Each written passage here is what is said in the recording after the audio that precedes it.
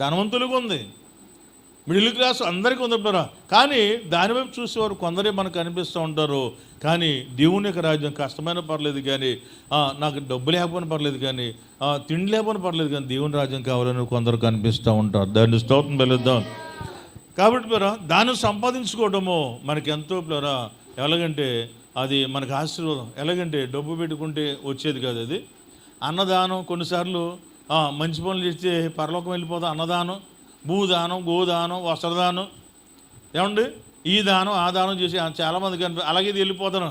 ఇన్ని పాపాలు చేసినా ఈ దానాలు చేసి వెళ్ళిపోతారు అనుకుంటారు బ్రదరా. అలాగే ఎవరు కూడా వెళ్ళరు.